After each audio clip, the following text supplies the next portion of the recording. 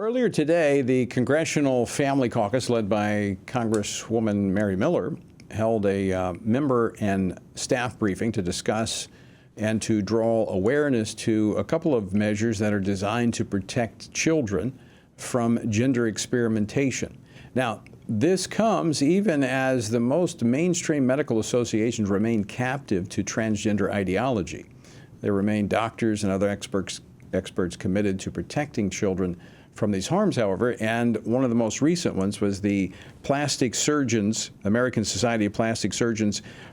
They broke with the rest of the medical community, or a large portion of it, that has been under the spell of the transgender ideology. Joining me now to talk about this is Walt Heyer. He's a senior fellow at the Family Research Council and founder of SexChangeRegret.com. Walt, welcome back to Washington Watch. Thanks for joining us. Yeah, thanks, Tony. It's a pleasure to be on, especially to talk about Dr. Stephen Williams kind of coming out and saying, you know, they don't have enough evidence to be doing these harmful procedures to kids. This is quite significant because they represent about 90% of all plastic surgeons. So this is a big break from like that chokehold that the transgender ideology has had on the medical community. Yeah, it is. And I think it's more significant than we might even realize, in that he's a plastic surgeon. And what we're really doing with the children, this is plastic surgery. We haven't changed. They haven't ever changed anybody's gender. This is all plastic surgery. It's folklore. And kids need to know that their gender doesn't change when they do these procedures to them. And parents need to know as well. Yeah, you just kind of, I mean, you're just changing the appearance. You're not dealing with the underlying issues at all, nor, I mean, you're lying to kids. I mean, you're actually lying to them.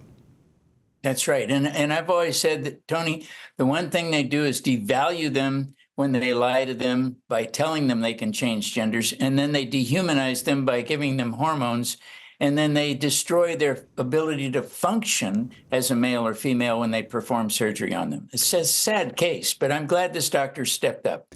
So Walt, you have been doing this for a number of years. You have your story, which has brought you to this point of trying to help other people.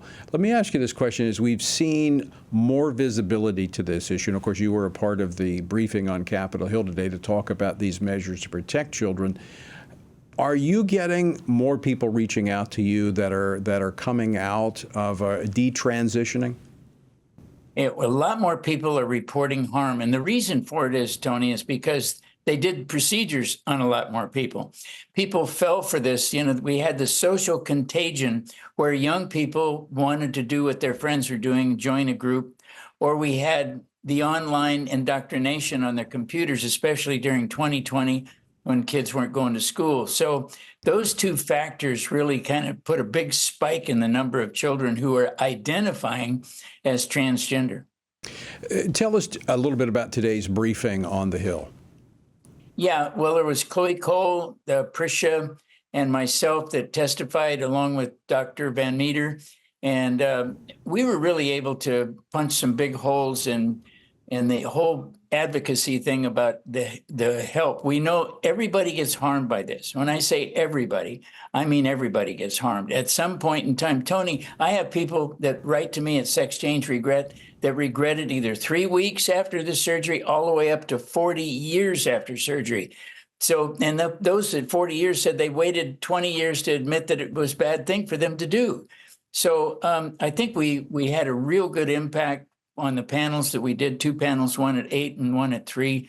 And so I was really glad to be a part of it.